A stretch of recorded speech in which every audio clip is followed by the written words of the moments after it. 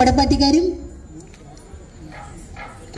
ప్రభుత్వ ప్రత్యేక ప్రధాన కార్యదర్శి యువజనాభిదయ పర్యాటక సాంస్కృతిక శ్రీ అజయ్ జైన్ గారు, వేదిక మీద ఉన్న అతిథులందరూ జ్యోతి ప్రజ్వలన కార్యక్రమంలో పాల్గొంటున్నారు.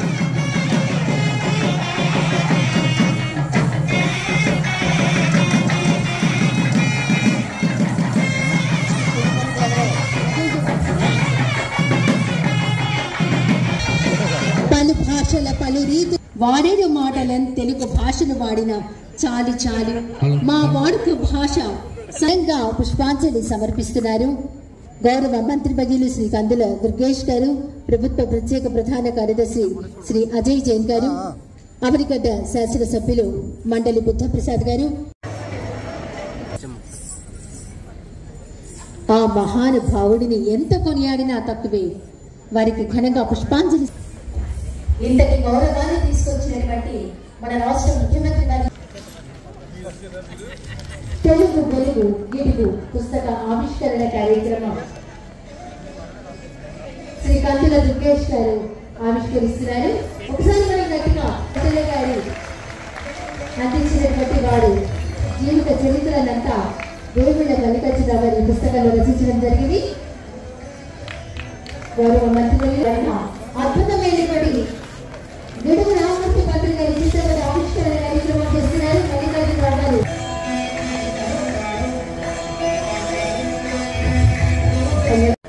శ్రీ మేలపౌని సత్యం గారు, రాజశేఖర్ గారు గుంటూరు నుంచి చేశారు. సాంస్కృతిక సేవల వారికి తదుపరి పురస్కారం. వివిధ దేశాలకు ప్రతి నెల ఎందరో తెలుగు ప్రవాసులు జీవనోపాధి కోసం వెళ్తూ ఉంటారు. మీరు ఆంధ్ర విశ్వవిద్యాలయంలో సంగీత శాఖలో రిటైర్డ్ ప్రొఫెసర్. వారి అపార ప్రతిభకు భారత తర్వాత ఆచార్య శ్రీ డి మునిరత్నం నాయుడు గారు అనే పరిశోధన పత్రికలో సంపాదకులుగా పనిచేశారు. ఆచార్య త్రిభోగమ రూపొందించారు. తెలుగు గారు వీరి రచనల్లో రాళపతీర్థం, కప్పస్తంభం పురస్కారాన్ని అందుకుంటూ ఉన్నారు. తరువాత శ్రీ పిటి మాధవ్ గారు, నాటి పిటి మాధవ్ గారు నటులు, దర్శకులు, శిక్ష ఇలా ఎన్నో నాటకాలు రాశారు. వీరి నాటకాలు దూరదర్శన్ ఎంతగా ప్రదర్శించబడ్డాయి. ముగింపు లేని శిక్ష నాటకం పొందబడ్డారు. ఈరోజు తెలుగు భాష పురస్కార కవితలు, నాటకాలు, చలనచిత్ర స్క్రీన్ ప్లేలు ఉన్నాయి. సాహిత్య, నాటక, సంగీత రంగాల్లో విశేష గుర్తింపు కోరుతున్నాం.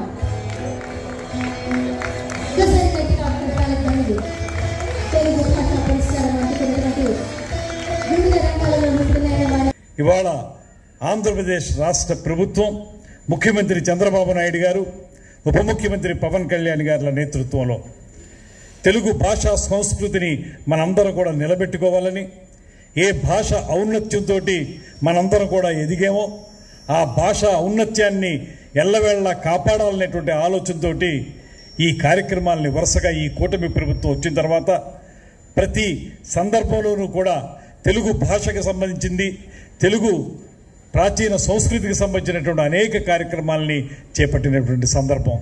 అందులో ముఖ్యంగా గిడుగు రామ్మూర్తి పంతులు గారు ఏదైతే వ్యవహార భాషోద్యమ పితామహునిగా పేరు పొందారో ఆయన, అటువంటి గిడుగు రామ్మూర్తి పంతులు గారి పేరుతో వెలిసినటువంటి తెలుగు భాషా దినోత్సవం ఏదైతే ఉందో ఈరోజు ఆగస్టు 29 ఈ కార్యక్రమాన్ని ఈ కూటమి ప్రభుత్వం జూలైలో ఏర్పడిన తర్వాత మొట్టమొదటి వచ్చినటువంటి కార్యక్రమంగా క్రితం సంవత్సరమే మనం మళ్ళీ ఈ గిడుగు రామ్మూర్తి పంతులు గారి యొక్క జయంతిని నిర్వహించుకుని తద్వారా అనేక మంది లబ్ధ ప్రతిష్ఠులైనటువంటి సాహితీవేత్తల్ని, కళాకారుల్ని గౌరవించుకున్నటువంటి సందర్భాన్ని పునరుద్ధరించాం. మీ అందరికీ ఈ వేదిక మించి చెప్తా ఉన్నాం. ఇందాక మండలి బుద్ధప్రసాద్ గారు చెప్పినట్లుగా పద్య నాటకం ఏదైతే ఉందో మన జాతి యొక్క గొప్పదనాన్ని, మన భాష యొక్క గొప్పదనాన్ని, మన రాగాలాపన యొక్క ఔన్నత్యాన్ని ప్రపంచం నలుమూలలా తెలియజేసినటువంటి పద్య నాటకం ఏదైతే ఉందో అటువంటి నాటకాలతో కూడా కలిపినటువంటి నంది నాటకోత్సవాల్ని నవంబర్ డిసెంబర్లో మనం నిర్వహించుకుంటున్నాం అనేటువంటి మాటను కూడా మీ అందరికీ మనం చేస్తున్నాం. దాంతోపాటు నంది అవార్డులు ఇవ్వటం కానీ అటువంటి కార్యక్రమాలని వరుసగా ఒక క్యాలెండర్ ప్రకారం ప్రతి ఒక్క కార్యక్రమాన్ని నిర్వహించుకుంటాం అనేటువంటి మాటని సందర్భంగా తెలియజేస్తూ గిడుగు గారి గురించి చెప్పారు. వ్యావహారిక భాషకి గొడుగు పట్టినటువంటి గిడుగు ఆయన్ని స్మరించుకోవడం అనేది మన జీవితంలో మనకు లభించినటువంటి ప్రత్యేకమైన అదృష్టంగా నేను భావిస్తూ ఉన్నాను. గిడుగు రామ్మూర్తి పంతులు గారు లాంటి వారిని ప్రాతస్మరణీయులు అంటారు. ప్రాతస్మరణీయులు అంటే వేకుజామునే ఉదయాన్నే లేచిన వెంటనే స్మరించుకోదగ్గ మహానుభావులు ఎవరైతే ఉంటారో వారిని ప్రాతస్మరణీయులు అంటారు. అటువంటి ప్రాతస్మరణీయుడు గిడుగు రామ్మూర్తి పంతులు గారు అనేటువంటి మాటను కూడా ఈ సందర్భంగా మనం గుర్తు చేసుకోవాలి. ఇందాక మండల బుద్ధప్రసాద్ గారు చెప్తూ గిడుగు రామ్మూర్తి గారు శ్రీకాకుళం జిల్లాలో పుట్టారు. అదేవిధంగా గురజాడ అప్పారావు గారు విజయనగరం జిల్లాలో పుట్టారు అని చెప్పారు, అక్కడతో ఆపారు. కానీ ఆధునిక త్రయంగా పేరు పొందినటువంటి గురజాడ గిడుగు వారిద్దరు ఈ ప్రాంతంలో పుడితే ఆ మూడో వ్యక్తి అయినటువంటి కందుకూరి వీరేశలింగం పంతులు గారు మా రాజమండ్రిలో పుట్టారని చెప్పడానికి నేను చాలా గర్వంగా ఫీల్ అవుతాను. త్రయం ఎవరైతే ఉన్నారో ఆధునిక కవిత్రయం ఈ ముగ్గురు కూడా వివిధ ప్రాంతాల నుంచి ఈ తెలుగు భాషని పూర్తిగా నిలబెట్టడానికి చేసినటువంటి ప్రయత్నం. ఇందాక నాగేశ్వరరావు చెప్పారు, ఇక్కడ ఉన్నప్పటికీ కూడా స్వస్థలం గిడుగు గారిది కూడా రాజమహేంద్రవరమే, ఆయన అత్తవారిది నిడదవోలు అని చెప్పారు. రాజమండ్రిలో పుట్టి నేను నిడదవోలు ఎమ్మెల్యేని అయ్యాను. ఆ విధంగా చూసుకుంటే నాగేశ్వరరావు గారితో నాకు ప్రత్యేకమైనటువంటి అనుబంధం ఉందనేటువంటి మాటను కూడా తెలియజేస్తూ 2 విషయాలు చెప్పాలి. గిడుగు రామ్మూర్తి పంతులు గారు చెప్పినటువంటి మాట, నేను ఇంగ్లీష్ భాషని పుస్తకాలు చదివి నేర్చుకున్నాను, సవర భాషను మాత్రం మనుషులతో మాట్లాడి నేర్చుకున్నాను అనేటువంటి మాట చెప్పినటువంటి మహానుభావుడు. పుస్తకాల కంటే అక్షరాల కంటే మానవత్వం గొప్పదని చెప్పినటువంటి వ్యక్తి గిడుగు రామ్మూర్తి పంతులు గారు. అందుకే ఆయన సవర భాష ఏదైతే లిపి లేనటువంటి భాష, ఇవాళ మనకి అనేక భాషలు ఉన్నాయి లిపి లేనటువంటివి, కానీ సవర భాషలో మాట్లాడుకునేటువంటి వారు ఎక్కువగా ఉన్నటువంటి ప్రాంతంలో ఆయన ఉద్యోగరీత్యా ఉండటం వల్ల వారి భాషకి ఒక ప్రాముఖ్యతను తీసుకురావాలనేటువంటి ఆలోచనతో సవర భాషని ప్రజా జీవితంలోకి తీసుకొచ్చినటువంటి గొప్ప వ్యక్తి గిడుగు రామ్మూర్తి పంతులు గారు. అటువంటి మహానుభావుడి పేరు ఇవాళ మనందరం కూడా ఎందుకు చెప్పుకుంటున్నామంటే, నిజానికి మనకి ఆంగ్లం అనేది పరభాష. ఇవాళ గ్రాంధికంగా ఉండేటువంటి తెలుగు భాషను చూసినా కూడా అది మనకు పరభాషగానే ఉంటుంది, పరాయి భాషగానే ఉంటుంది. కారణం, అంత గ్రాంధికమైనటువంటి భాషను అర్థం చేసుకునేటువంటి శక్తి మనకు లేదు. ఆ రకమైనటువంటి చదువు మనం చదవలేదు. ఆ రకమైనటువంటి గ్రాంధిక భాషలో ఉండేటువంటి పద్యాలని అర్థం చేసుకునేటువంటి శక్తియుక్తులు మనకు లేకపోవడం వల్ల చాలా మంది తెలుగు భాషకు దూరం అవుతున్నారనేటువంటి మాటని దృష్టిలో పెట్టుకుని, ఏ భాష అయితే ప్రజల భాషగా ఉంటుందో, ఏ భాష అయితే ప్రజలకి వాడుక భాషగా ఉంటుందో ఆ భాషే సజీవంగా నిలబడుతుందనేటువంటి మాటని నమ్మి ఇవాళ మనం మాట్లాడుకుంటున్నటువంటి తెలుగుని వ్యావహారిక భాషగా మన మధ్యకు తీసుకొచ్చినటువంటి వ్యక్తి గిడుగు రామ్మూర్తి పంతులు గారు అనేటువంటి మాటని ఈ సందర్భంగా మనం గుర్తు చేసుకోవాలి.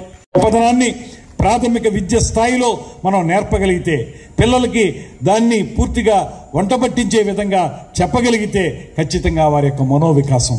ఇవాళ మీకు చెప్తున్నాను, మనం చెప్పేటువంటి మాట ఊరికే అశాస్త్రీయంగా చెప్పేటువంటి మాట మాత్రం కాదు. మీరు మీ మాతృభాషలో నేర్చుకోవడం మొదలు పెడితే ముందు మీ మనసులోకి బాగా అవుతుంది. ఇంగ్లీష్లో పదం ఉంటుంది, ఇంటర్నలైజేషన్ అనేటువంటి పదం. అంటే ఆకలింపు చేసుకోవటం అనేటువంటి మాట మన తెలుగులో దాన్ని వాడతాం.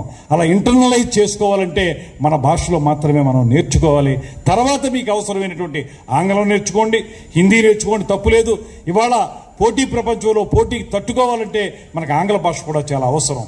ఆ ఆంగ్ల భాషని మనం మనకి సహకరించేటువంటి ఉపకరించేటువంటి భాషగా మనం తీసుకోవాలి తప్పితే ప్రధానంగా ప్రాథమికంగా మనం నేర్చుకోవాల్సిన భాష తెలుగు భాష అనేటువంటి మాటని చిన్నారులందరూ కూడా దృష్టిలో పెట్టుకోవాలనేటువంటి మాటను కూడా నేను మనవి చేస్తున్నాను. అందుకే ఈ ప్రయత్నం అంతా, ఈ కూటమి ప్రభుత్వ ప్రయత్నం అంతా కూడా 100% కూడా తెలుగు భాష ఔన్నత్యాన్ని నిలబెట్టాలి, కాపాడాలనేటువంటి దాటితో పాటు విద్యార్థుల యొక్క మనోవికాసాన్ని పూర్తిగా పెంపొందించే విధంగా వారికి చదువులు నేర్పించాలనేటువంటి మాటను కూడా మేము నమ్ముతున్నాం. అదేవిధంగా గిడుగు గారికి ఉన్నటువంటి మరో ప్రత్యేకత ఏంటంటే, నేను ఎక్కడో చదివాను, ఇవాళ ఎంతమంది కవులు ఎన్ని రకాలుగా భాష మాట్లాడినా, భాషలో ఎన్ని రకాల ప్రయోగాలు చేసినా శాస్త్రీయపరమైనటువంటి ప్రయోగాలకి నిలువెత్తు అర్థంగా నిలబడగలిగేటువంటి పరిశోధన కేవలం గిడుగు రామూర్తి గారు మాత్రమే చేశారనేటువంటి మాట కూడా చాలా పుస్తకాల్లో నేను చదవడం జరిగింది. అటువంటి గిడుగు రామూర్తి పంతులు గారి యొక్క జయంతి సందర్భంగా ఈ రోజు మనం నిర్వహించుకుంటున్నటువంటి ఈ తెలుగు భాషా దినోత్సవం సందర్భంగా ఇంత పెద్ద ఎత్తున విచ్చేసిన మీ అందరికీ కూడా మరొక్కమారు ప్రత్యేకంగా ధన్యవాదాలు తెలియజేస్తూ ఒక ప్రత్యేకతతో మనం ముందుకు వెళదాం, తెలుగు భాషను కాపాడుకుందాం, తద్వారా మనలో ఉన్నటువంటి సృజనాత్మకతని వెలికి తీద్దాం, మన యొక్క గొప్పతనాన్ని, మన ప్రాచీన ఔన్నత్యాన్ని నిలబెట్టుకుందాం అనేటువంటి మాటని మరొకసారి మీ అందరికీ మనవి చేసుకుంటూ, అదేవిధంగా ఇవాళ ఎవరైతే 14 మంది చెప్పాల్సి వస్తే రాసి తక్కువే కానీ వాసి ఉన్నటువంటి ఆ 14 మందికి కూడా ప్రత్యేకమైనటువంటి అభినందనలు తెలియజేస్తున్నాను. వివిధ రంగాల నుంచి వారిని ఎంపిక చేయడం జరిగింది. వారందరినీ సన్మానించుకోవడం ద్వారా, వారి భుజం తట్టడం ద్వారా ఒక్క మాట ఈ ప్రభుత్వం చెబుతుంది, మీరు చేస్తున్న కృషి, మీరు కళా సాహిత్య రంగాల్లో మీరు చూపిస్తున్నటువంటి ప్రతిభ మరింత మందికి అందాలి అంటే మీరు మరింత ముందుకెళ్లాల్సిన అవసరం ఉందని చెప్పడానికే ఈ చిన్నపాటి పురస్కారాన్ని ఇవాళ అందజేస్తున్నాం. ఈ పురస్కారం ద్వారా మీ యొక్క సేవలు, కళా సాంస్కృతిక రంగాలకి, భాషా వికాసానికి మీరు చేసే సేవలు మా అందరికీ ఉపయోగపడాలని మనస్ఫూర్తిగా కోరుకుంటూ ఈ కార్యక్రమంలో పాల్పంచుకునేటువంటి అవకాశాన్ని నాకు కల్పించిన మీ అందరికీ మరొక్కమారు ధన్యవాదాలు తెలియజేస్తూ